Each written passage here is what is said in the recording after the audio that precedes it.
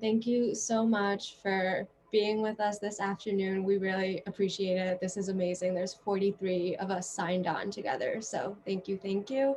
My name is Afsha. My pronouns are she, her, hers. And as Sam said, I've been with NASW New York State Board for almost 2 years now. And I'll hand it off to Notion and share my screen. Hello, everyone. It's so nice to see everyone today. Thank you for joining us. My name is Noshin. My pronouns are she, her, hers. I am the MSW rep for NASW, and I'm just so excited to share the space with everyone and engage in this dialogue today. And I'll wait till Afsha can get started.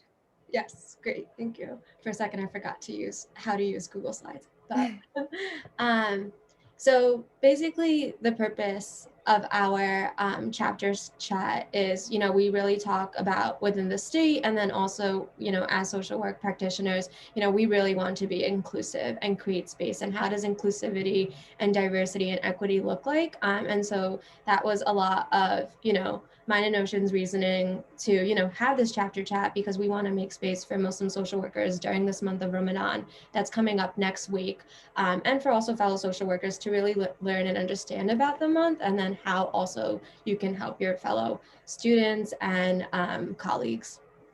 So, like it shows in our bio, the session is to, dispel some myths, educate, and also assist non-Muslim social workers. And, like we've said, it's grounded in dignity and inclusivity. So we really want you guys to participate, ask questions, because this is really that space to do that. And, we're just happy to, engage in this conversation with everyone. So let me. Thank you, Afsha. And I just want to add that we really felt this conversation was important, especially in the wake of so many Islamophobia globally. Like we see with the Uyghur Muslim genocide in China, we see it with the Rohingya Muslims in Myanmar, we see it with India's attack on Muslims and their right to practice their faith, and we see it recently now in France where they banned the hijab and they've already successfully banned the niqab and the burqa, both attires worn predominantly by Muslim women. So if this chapter chat can just help dispel some of the misconceptions a lot of folks have that might drive people to support those sorts of policies and actions, then I would hope that we've succeeded in our intentions one way or another. And with that, of course, we are here to educate folks on what is Ramadan. So some of the basic concepts is that Ramadan is the ninth month on the Muslim calendar, and this is the holiest month in Islam. Um, and this is mentioned in the Quran and by the Prophet Muhammad sallallahu alaihi wasallam as well. And Ramadan is a month-long process where we fast every day from dawn to dusk, and then at the end of the month, we celebrate Eid al-Fitr, which is one of the two major holidays for Muslims. So we have two Eids that we celebrate, and this is the one that we celebrate at the end of Ramadan. Great. And so, if you don't know, there's 5 pillars of Islam. Ramadan is the fourth pillar of Islam. The other pillars of Islam is faith in the religion, and that Allah is God and Prophet Muhammad is the messenger. Also, prayer. We pray 5 times a day, and that's something we'll talk about more in depth when we go into the slides. Alms, which is zakat and charity, and then also a pilgrimage to Hajj. Mecca, Medina. So, what is fasting? And this quote from Tariq Ramadan, who is an author, a Muslim author, I think sums it up really nicely, and also its connection to social work and social justice. But he says fasting is first and foremost an exercise for identifying and managing adversity in all its forms. With faith and full conscience, fasting calls women and men to an extra degree of self-awareness. So while it is a fast of the mouth, it's also, being particularly conscious of, fasting of all the different senses. And actually, before we go to the next slide, if we can go back, it's really important to emphasize that Ramadan is one of the five main pillars, and the five pillars is one of the basic things that as Muslims we do to practice and live the way that Islam tells us to live. And that's why Ramadan is so important to Muslims around the world. There are billions of Muslims who come together during this month, whether they were religious before or not. They like we do practice fasting during this month, and that's how integral it is to the Muslim community. And as in a country where a lot of people aren't socialized to interact with Muslims if they haven't grown up next to them or have any friends with them, this the importance of Ramadan is often missed, but it's so important to Muslims to take part in this and fast for the entire month. Thank you, Noshin. So, who typically fasts during Ramadan? Anyone who's reached the age of puberty are able to fast, but there are exceptions. So, anyone who's on their period, they're not expected to fast. So, for the duration that women are on their period, they don't have to fast. Pregnant people or anyone who's sick also are mandated to fast. So, if there's a misconception that people believe that no matter what, you have to fast and not intake food and water for the whole day, that's absolutely not true. Like it's easy for those who aren't able to, and if they aren't able to fast, the exception is that they would just give food or charity of a specific amount to someone else and replace that. um and then yeah, I think that's it for the slide. And then also, like, in addition to that, and Ocean, you can probably speak more about this. There's like this big myth of like, purity and impurity, and especially, if you're on your period, and people that are on their period are not pure. And like Notion had alluded to, that is definitely something that people have been social conditioned to, but that's not replicated or said in the Quran. And they can still pray with their mouth. It's not just not this is the time that they can't, or they should not be praying and fasting, because they're on their period, and it's a break that they should be taking and engaging with.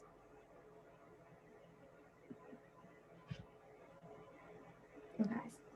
I always really find this funny because one of the common questions I get when I tell people about Ramadan is not even water. And I think it's a running joke really within the Muslim community, but like we always say like, no, we can't even drink water because people are really surprised that it's not just food. It's also water that we don't intake from sunrise to sunset. So what does a typical day look like? And this is obviously a very general day. Not all Muslims follow this strictly, but typically, we wake up, we eat an hour before the sunrise. Some people are, typically awake before that praying, and the sunrise is going to be, let's say, around 5:30. So a lot of eating and the praying is done by that time. Then some people like to take a quick nap before the day starts, and also pray. There's 5 namazes during the day. There's 5 specific prayers that we have to do. So those are integrated throughout our day. And then after that nap, around 10 o'clock, there's that second prayer that Muslims do. After that, we carry on with our regular work day, our school day. So then we're fully engaging in all of those aspects. And then we do the third namaz. And then also this is a time where some are, when they have the time, are reading from the Holy Bible, which is our Quran, our holy book. After that, we translate back to breaking the fast, and that's when we also read our 4th namaz of the day. And then some Muslims also, to find community and to be with fellow Muslims, go to the masjid, which is our mosque. After that, there's that 5th namaz and the final namaz for the day. And then also Muslims partake in Tarweer for this month, and that's also typically going to the masjid. And then finally, at the conclusion of the day, this is where we either sleep, take a nap, and then also some people stay awake and continue to pray to Allah. It depends on the person's routine, regimen, and just energy levels and stuff. And similar to what Afsha said, first, I feel like we should have clarified in the beginning, we aren't scholars.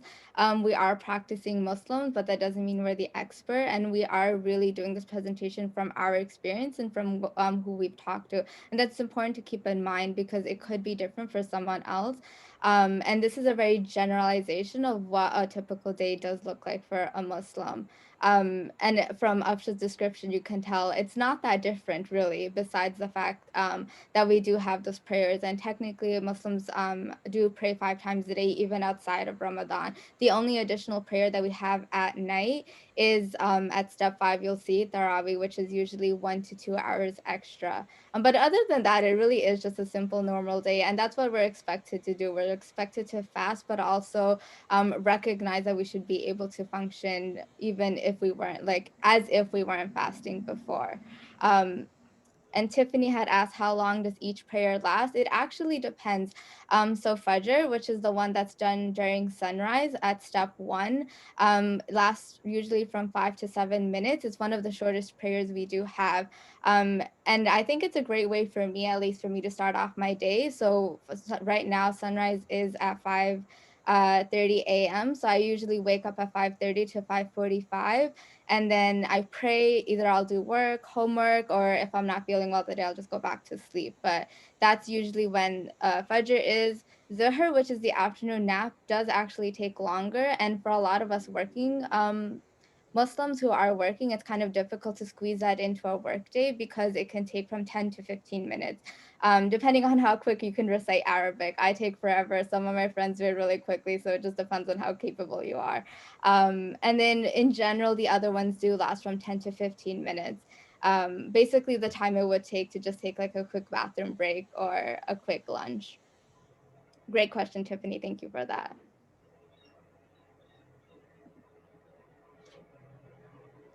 So these are our basically a calendar of times that we would be fasting and then waking up and then also breaking our fast.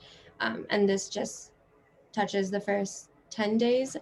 So you can see from the beginning, the fast closes at 5 in the morning. And then if Thadi is when we open our fast, and that's at 7:33. So it's typically a 13 to 15 hour fast. And then because, this is based off a lunar calendar, as we're approaching closer to the summer and the days, are elongated, you'll see that this gets extended to 7:43 and later. So we'll probably hit around 8:15 p.m.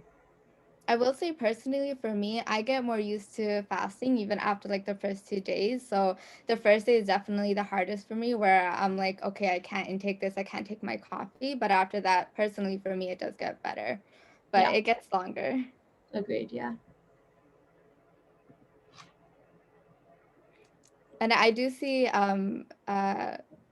Marley's question in the chat. I'll get to that after the presentation. Also, so now we're up to how to observe Ramadan. We did cover some of the basic parts where you don't intake food and water from dawn to dusk, but that's only one part of it. There's a really important spiritual aspect to it as well. It's not just about fasting with the mouth, but as Afsha has said, her mom says, and my mom always says it too, you fast with your ears, eyes, and hands as well. It's a full body cleanse. This is the time where we learn to break our bad habits and really develop how to be patient, how to really embody that idea of kindness and really take into that concept of like, what does it mean to be connected with God, and remove yourself from any desires to the earth and materialistic wealth. And with that, that's why also giving charity throughout this whole month is important. There's the rewards that we would technically get for giving charity is basically doubled and tripled and quadrupled during the time of Ramadan. Um, and that's a really important aspect for Muslims during Ramadan as well. We also have that additional prayer. And growing up, I would go to the mosque at night to pray Taraweeh. And this would take actually from 1 to 2 to even 3 hours. And it was a whole community affair. Neighborhood aunties that I wouldn't see for like a year, I would meet up with them just for one whole month, every night seeing them at the mosque. And also recognizing that this year and last year, because of COVID, it's not the same. There are people who passed away and we won't see them again. There are people who we won't see just because of COVID and COVID regulations, and some mosques aren't open. There's a limit on how many people can go.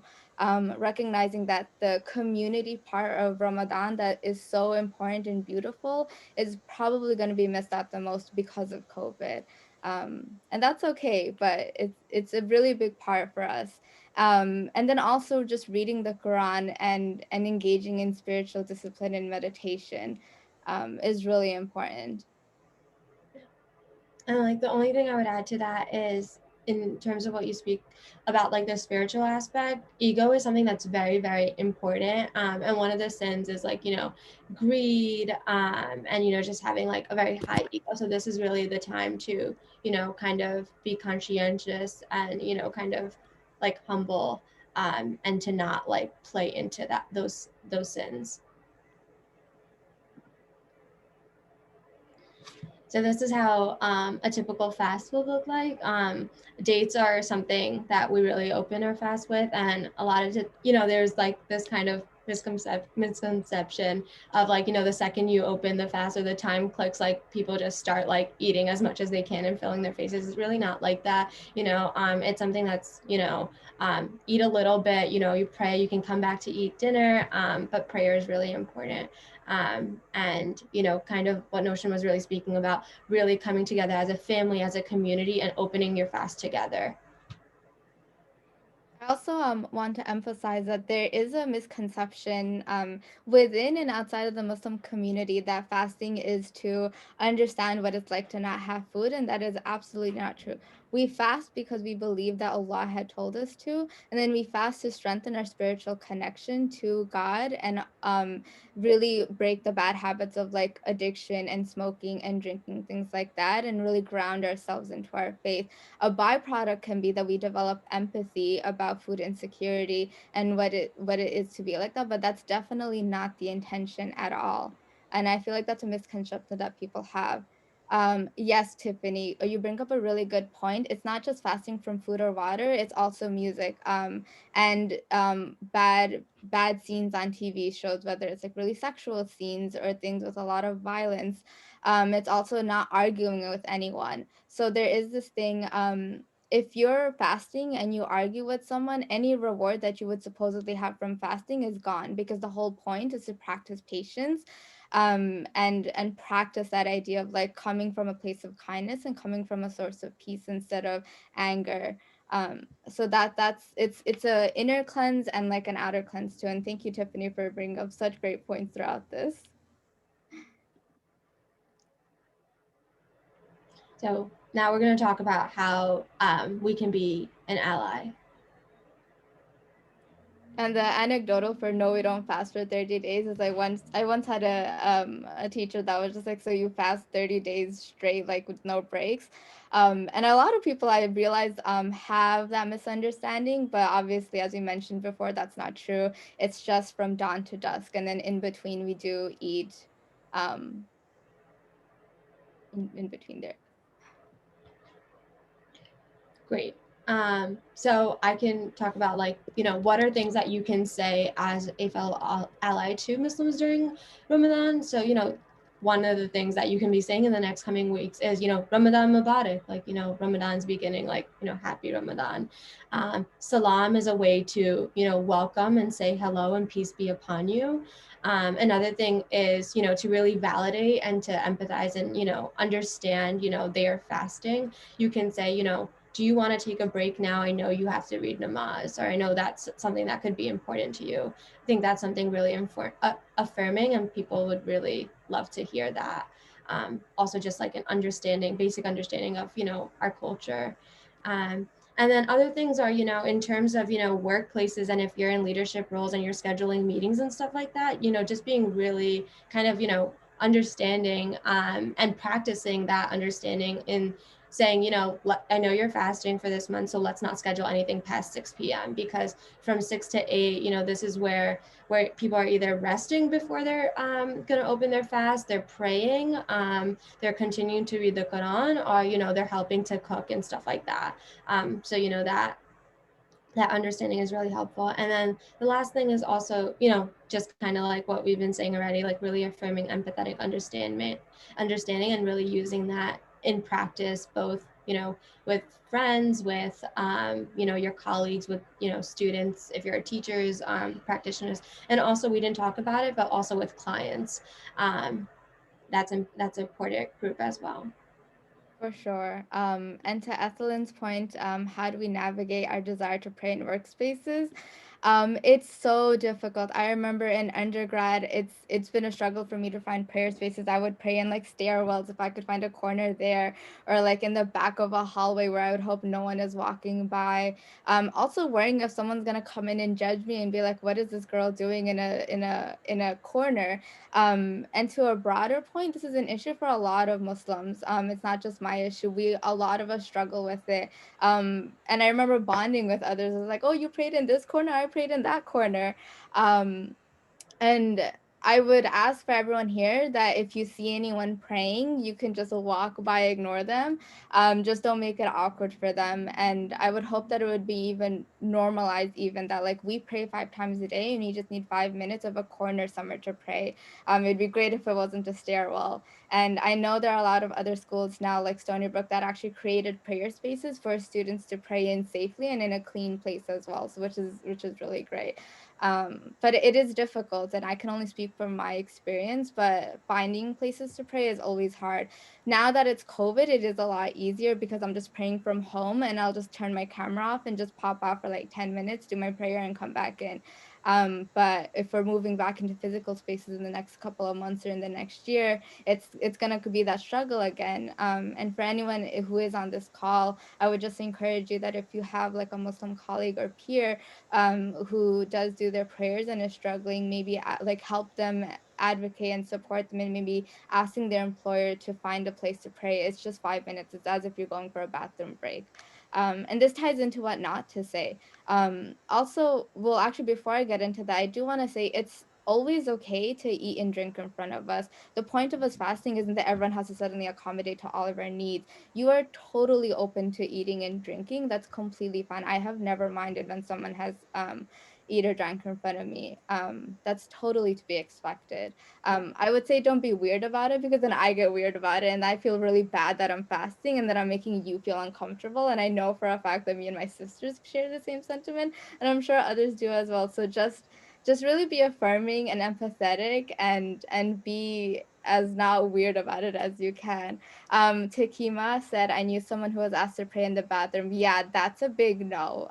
We are not allowed to pray in the bathroom, and I cannot believe someone had recommended them to do that. Also not surprised. It's like I've been like treated like I felt like I was a burden for asking sometimes to like get a corner to pray, especially in my last internship.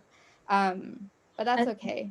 yeah, and then I'm so sorry that that person had to be asked to go to the bathroom. And then another thing for people to know is like when someone is praying in a workplace, or just like wherever they are that's outside of their home, just to really be cognizant of to never go in front of that person while they're praying. Always go behind, because we face Mecca Medina when we pray, and that's just really really important. And yeah, thank you, Noshin, for those points. Thank you.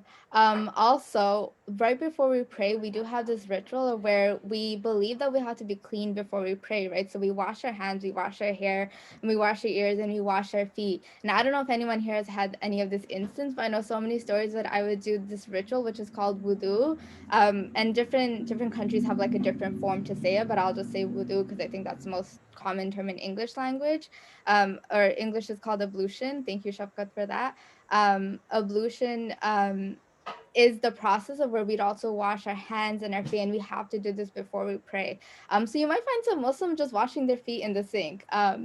And in Muslim countries, we do have like the foot sink where like you just like the sink is at the bottom and you just wash your feet there. But obviously in America, we don't have that. But we have to wash our feet also because it's a part of being clean before prayers. I've always just found it normal, but I know for a fact it must seem really weird to anyone who's not Muslim and isn't used to seeing that. I would just say also just ignore it and move on. Like both parties shouldn't have to feel awkward for doing that as well. Also, don't act pitiful. I love fasting, and I'm sure others do too. It's our choice, and we love it. It's for our faith, and it shouldn't be something that you should pity us for. And I say that because I've also had a teacher say I'm so brave for fasting, and I'm like, this isn't. I'm not. I'm. There's nothing to fear for me to be brave about it. And this is just a sample of like how wording plays an important role and how comfortable someone can feel in your workspace too. And it ties into the inclusivity. Like, be careful of the language you're using. It really does make a difference. And saying that I'm brave makes no sense. um, and also, where is your hijab? Don't ask a woman that. That's their choice, that's their right. And if they choose to wear, they do. If they don't, that's also okay. We're still Muslims regardless, and you shouldn't ask someone where their hijab is. And you'll also find a lot of women during Ramadan practice wearing the hijab too, because it's a better time to just practice and wear it. So you might see someone just suddenly wearing it for that month too. And I would just say be supportive of that choice because it's so hard to wear the hijab in this country. So just recognize that as well. And I don't know if you want to add anything. I think you covered it really well. Yeah. The only thing I could think of, kind of what you were saying about the points of like, wow, like you're so brave, or like, things like that. Yeah, basically just don't do that. And you'll see also, like, if you work with younger students or younger kids and stuff like that, you will also see them possibly engaging in it. This is like such a beautiful month. Like, we love it. Like, I don't want to speak for all of Muslims, but like I personally love this month and stuff like that. And so this is really definitely our choice. We want to be doing this and stuff like that. So then I think, like, those kind of microaggressions, it's hard enough already, especially for children, to go into schools and be fasting and then having to explain their religion to the whole class and stuff like that. So just really be cognizant of the terminology and the validation that you're doing and the implications, because a lot of times, I know when I was a kid, I just really didn't even tell people like that, it was Ramadan and I was fasting. I just wouldn't eat at lunch and stuff like that, because, you don't want to go into this whole like explanation and this whole like education of it. But yeah, I just wanted to emphasize the impacts of like language, and just to really be aware of that. Yep. And Tiffany had asked, can you explain more about the comparing other religions and fasting practices and the what not to say? Yes, I'm so sorry I skipped over that. It's more like, and Afsha and I had both shared our experience in this, is where we would explain fasting. We're like, oh, that's so difficult, for Lent, we just choose one thing to give up. Or they'd be like, oh, but in Judaism, they can still drink water. And that's perfectly okay. And I respect that. And I would just say, don't belittle one or the other to say one's easier, not the not. Anyone who's in this religion is choosing to do it because they want to. We don't see it as a pain, and it's not something that you should ever compare to different practices. And thank you for reminding me of that point. I just went over it. Tiffany, you are OG in this.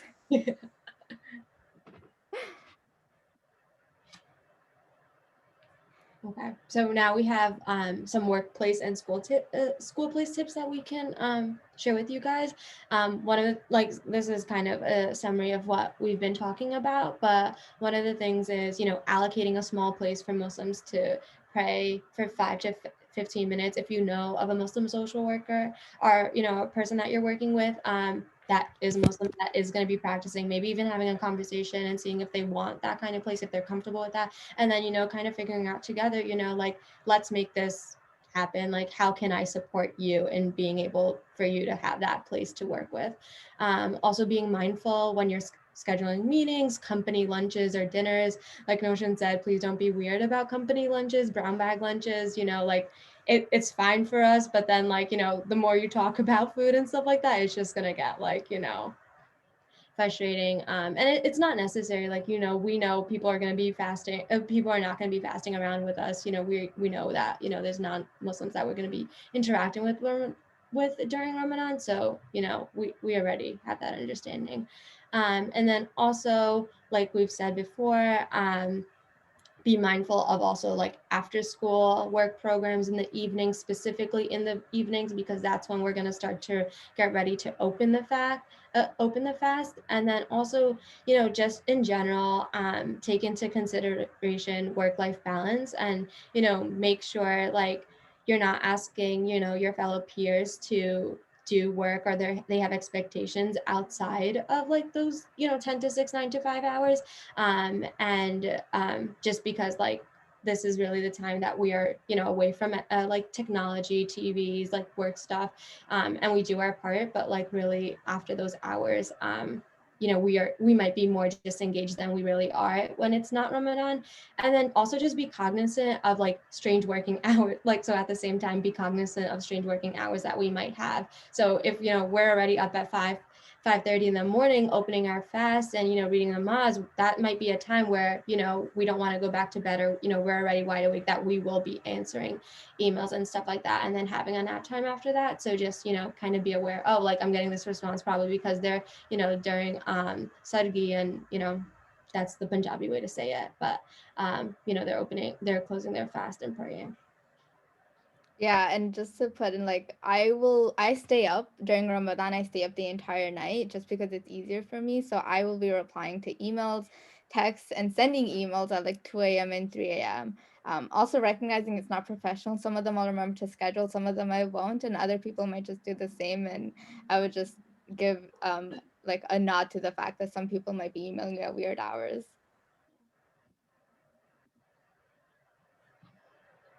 Some other tips is, as we mentioned before, Ramadan follows the lunar calendar, which means we actually never know the exact date of anything until the night before. And that gets really difficult when you want to take a day off.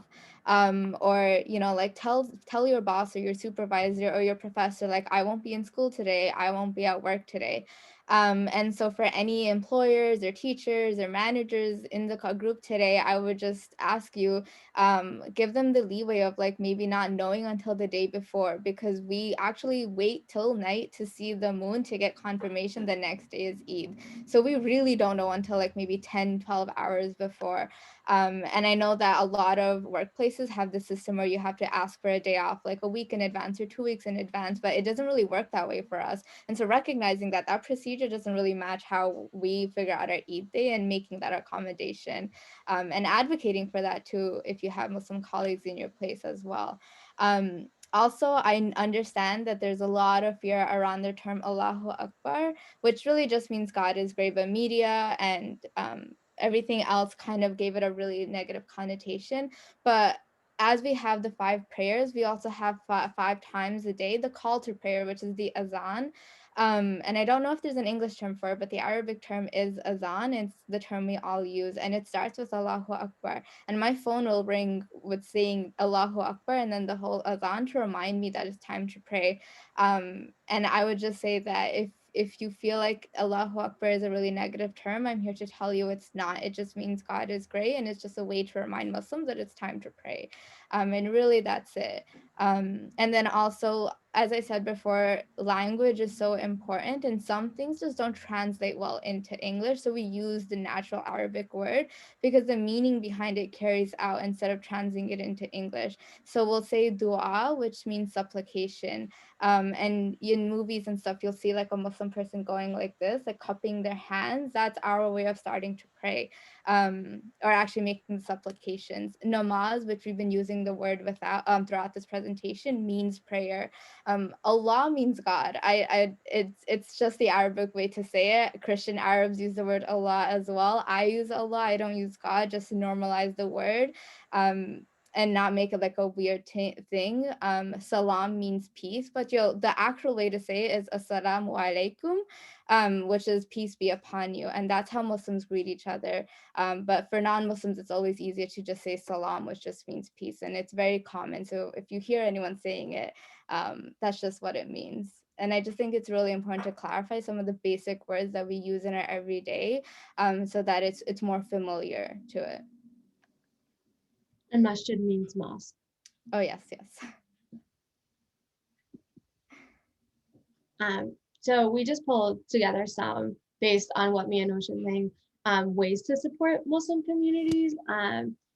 So, and like also just generally before you kind of jump into one of these things and want to be an ally, I would just say, engage and have a conversation with like the Muslims in your networks to just see where they're at and like, if they're already doing that work to help amplify that, because that's the most powerful way to support. But in general, donate to your local mosque, masjid. Like we said, during, it's COVID, Muslims may choose or not choose to go to the mosque during this time, and see, if you can support, I think really because this is a time where the community is really big and, people open their fast together and that's, the iftar, and that's like a lot of food. So, that's one way that you could support bottles, water bottles and stuff like that as well.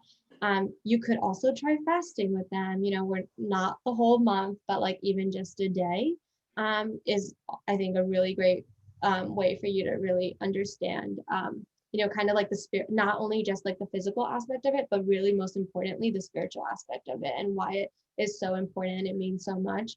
And then also, be cognizant of the policing of Muslim communities during this time.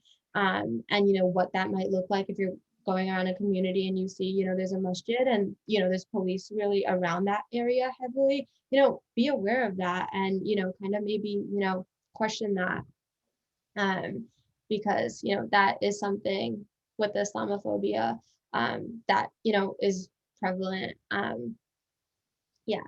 And then also the last thing is, educate yourself generally on Islam and, the Muslim majority countries, like, um, the ones that really practice Islam in both the Middle East and Asia. And then also, in general, and I think this is, we all know this just from our social work education, but be aware really of your positionality before questioning certain practices. And this kind of goes into, before you want to say something and you want to learn, like be aware of how that could be a microaggression or how that could be discriminatory or like, how it might make, that person feel. And, I know, and we know COVID is happening, but also to not question if people are going to the masjid, like masjids, obviously like churches and other institutions have their policies and guidelines for COVID. So that is happening. And, socially distance, like all those CDC requirements would be, in practice as well. So just please be cognizant of that before, asking, oh, you're going to go to the masjid and it's COVID. Yeah. Also, to the point of the policing Muslim communities, every Ramadan there's at least 4 to 5 police cars outside of my mosque. And in 2017, 2018, when we found out there were undercover spies in the Brooklyn MSA, the Muslim Students Association, and it's actually really common to find out there's undercover police officers in masjids to make sure nothing bad is happening. And that, first of all, that's ridiculous. Second of all, you're not doing that in churches. You're not questioning the practices. You're not seeing them as a threat. You need to stop policing our communities as well and seeing us as a threat. It's really weird that we're just going to pray and connect with our community and you're here just outside taking up our parking spaces, just outside of the mosque, just looking at us like we're about to do something. And just, if you see that happening in your community, I would say speak up against it, because it's not okay. Yeah. And also, yeah, to that point, like it's natural to possibly think, oh, they're there to, support the Muslim community, but question that because, historically, institutionally, like what Noshin has said, like, a lot of the times it's really the opposite and there is a different agenda. So yeah, please definitely speak up and question that. So we pulled also together quotes from other Muslim social workers and peers that we know of, and just really asked how they think that, others could support them during Ramadan. And so we just wanted to also share that and amplify their voices because me and Notion have our opinions and, the way we practice, but like everyone is different in general. And this is the same thing to that. So with that, a friend of mine said, it's important for non-Muslims to be mindful of us fasting. Yes, we completely love to fast, but it doesn't take away from the struggle. If the workplace permits it, they should definitely let employees leave an hour early and not take that lunch hour. And this next one, I know I have a couple of my ABL family here, and let me just say, Mariam Conte is incredible. She came to speak at one of our NASW things, and everything that she said here is just like yes, and preach to the prayer, preach to the choir. Um, and she had said, as a Muslim who struggled with my religion, especially during Ramadan, or even as far as completing my prayers, I wish my workplace made my religion feel accepted and celebrated. Growing up, it was always an intense Muslim background versus the real world, which never seemed to spotlight us. I was always conflicted and say most of my confusion or disengagement came from feelings I had a choice to choose. Um, and I feel like I'm gonna lose interest if I read more, but really just read this and internalize what she's saying, because I think it echoes what a lot of us feel. I know it echoes what I felt growing up as well, where it's this understanding you can't be Muslim and live in America at the same time. It's supposedly two conflicting identities, but that's not true at all. I really believe in being unapologetically Muslim because it doesn't conflict with my idea of living in America and being an American either. They really go hand in hand, and it's not conflicting, and everything Miriam says here is so true. And I don't know if she's on this call, but really shout out to her as well. And I'm really grateful that she sent this because it really embodies something that I feel really personally about, and I'm sure others do too. Yeah. And something, this another sentence I just want to bring up is, far too often we celebrate Christmas and other holidays out of workplace culture, but we never try to engage in dialogue about Ramadan and its importance. And that kind of really talks back to like that point of like, we don't know when we have to celebrate Eid because it's based on the lunar calendar. And a lot of these, holidays, religious holidays are already, always set in stone and everyone has off. And that's just not the same for the Muslim community. And basically, we matter, our religion matters. And at the top level, this needs to be on a policy level really looked at and addressed. And then so Sidra, I think she's on this call, also gave us a quote. She's shout out, just an amazing social worker, Muslim mentor and everything. And she said, if you don't know something, ask. Don't be afraid to ask a Muslim client, coworker, or community member about their practices, cultures, or experiences. Staying silent or making assumptions is often more harmful than the temporary discomfort that comes when admitting that we are ignorant about another person's experience. As Muslims, we want to be asked. It creates a space for recognition and open dialogue that is now more important than ever.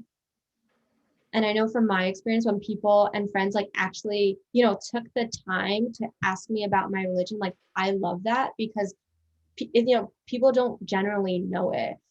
So, it's not, obviously there's a way to ask and stuff like that, but it's really affirming and, you feel like, you matter because, someone's taking that time to ask about your religion, which is so important for us. And then we just wanted to shout out some really great Instagram resources. At the bottom, we have NASW, just not for like a Muslim resource, but it's a great resource in general to follow. But also, these are some really great pages that talk about Islam, kind of educate folks who are kind of new to it. They're also like they connect the social justice issues to Islam as well. And then I would also just say if you can engage with your local masjid, it's not masjids are for Muslims, but they're also open to everyone. They really are, and they host a lot of community events.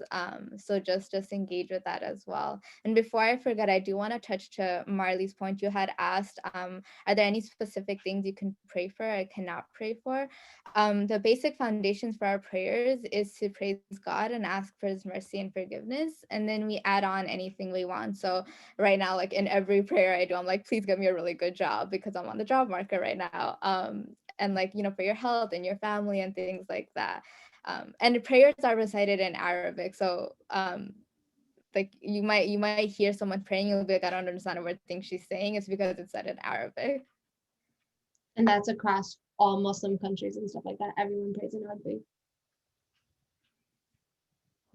And then And I lastly, think that's it. Thank yeah, you.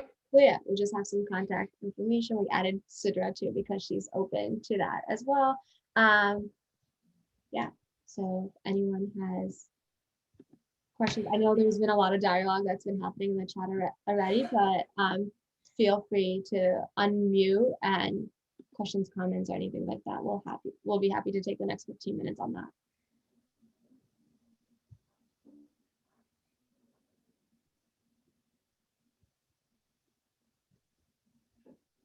Marley had said, I agree with just asking. I have had friends where when we're around some people and they say a curse word, the reactions they get as if they aren't human or can be because they are Muslim. So true. I think people forget that even, especially while we're fasting, the goal is to not curse, keep calm, really embody that idea of patience, but we're going to slip up, we're going to make mistakes, and don't be weirded out by it. We're still humans, and the point is to learn from our mistakes. Oh, thank you for saying that, Daniela. I'm glad. And if there's any other like I know for a fact me and Afsha do not speak for the whole population. So if anyone else like who's Muslim wants to share and like give tips, I would appreciate it. If anyone has questions on how they can support, I would love to give as much as advice as I can. I have a question. So one of the bullets that you said it would be to donate to your local mosque, and I actually looked like the closest one up to me up because it's something I want to do.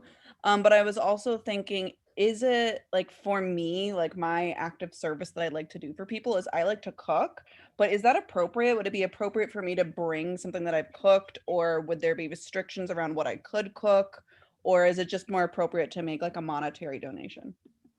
That's a good question, and me and Noshin I'll have you also answer this because we might have different answers.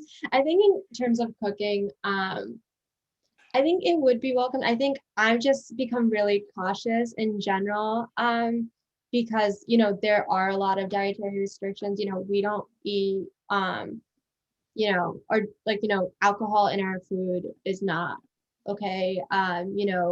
Pig is something that is also something that is not that we don't eat, that is put on, that something that we don't eat. And then I think also generally, like, even if like those are things that and that wouldn't be included in the food, there's just really a lot of things about like sanitation and stuff like that. So if you're using those pots and pans for those foods but not for this specific meal, I think like generally, like my family, I know for sure, would not be comfortable with that. And I think like just safely, like fruit is also always the best option, because that is something that is definitely going to be eaten. And we always open our prayers most of the times with fruit and also that date.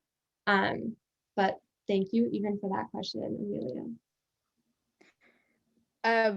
Thank you for that question, Amelia. And I would just agree. I would also say, if you don't like, I know we used to have, not this year obviously, but we used to have like people give food so that everyone in the mosque can break their fast together. And I would just say fruits or even like dates go by really quick because everyone's breaking their fast. So dates are a good thing in general.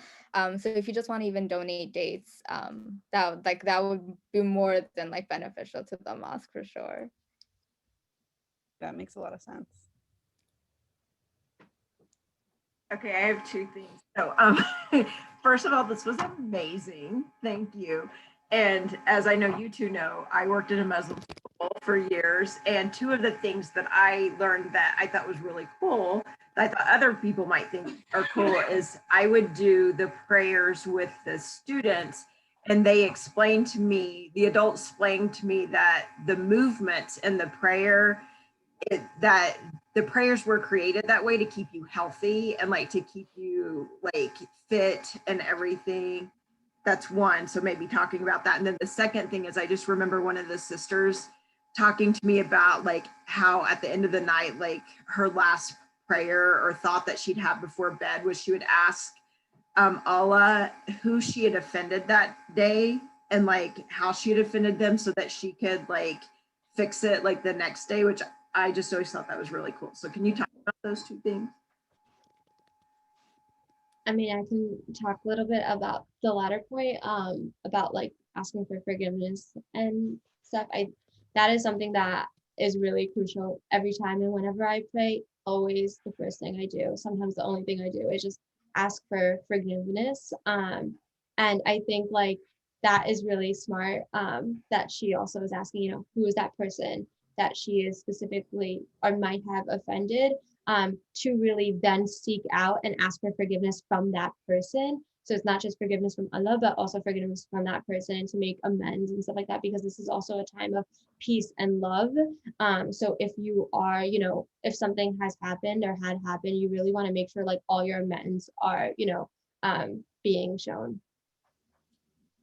Yes, definitely that. I always text all my friends before Ramadan, like if I've offended you, I genuinely mean it.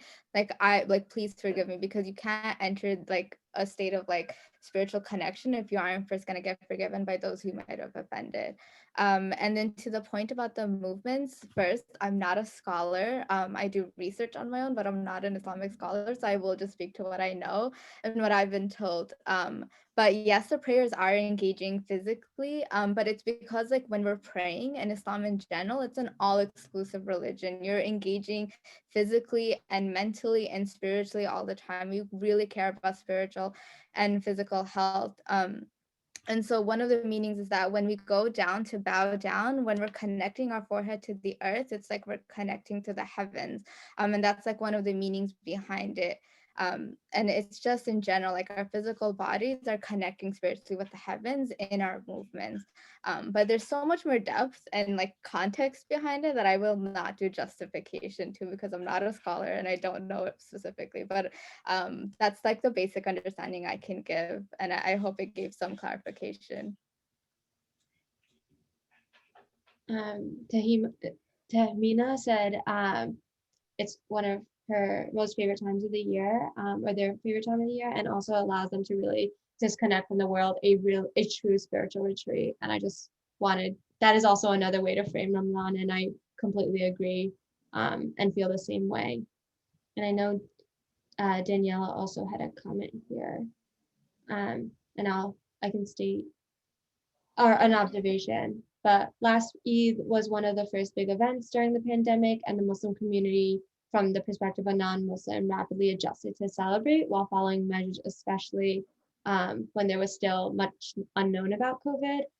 But then also for Christmas, there was so much pushback on not being able to celebrate in the ways that folks were able to. It just really hit that one celebrates community and did what was needed to be done for the benefit of the whole. The other was just not the other was about not being to give gifts in person and eat around the table together. And not to put one over the other, but the most dominant and visible community that holds a lot of power could be the ones that set an example. Helen had asked, I work in corrections. Can you address quickly how could I be supportive with inmates? This is such a great question. Thank you for asking, because I know it's a huge issue where in prisons, they actually don't let inmates fast and they don't let them pray as well. And I would just say, if you are working in corrections, make sure and advocate for them that they are allowed to fast, because a lot of them want to fast and it's so integral to our faith. And make sure that they're getting the proper food at the right times, and then they have a clean place to pray as well. And then that they're supportive. So like I don't know if they have clocks or stuff, but like giving them the times, like, oh, it's time to pray Zuhr, it's time to pray Fajr, it's time to pray this, and make sure that they are allowed to fast. I don't see the reason why you would ever stop anyone from practicing their faith, regardless of whether they're in prison or not. And it's actually a really huge issue where they don't let a lot of Muslims in prison fast or practice their faith or even pray or have a sanitary place to pray as well. So I would just say advocate for that and bring awareness to it. And I don't actually have a list, but I follow a couple of organizations on my Instagram that are doing advocacy around this. And I'll try, Helen Fresh, if you could share me your email privately, I can definitely email you some organizations that are doing work around this as well. I'm trying to get advocacy around it. Yeah, and then I would also add, like, if you could, like, find also which direction that they could fast, Yes. like, and you can just find that like with the compass and stuff, on the compass on your phone.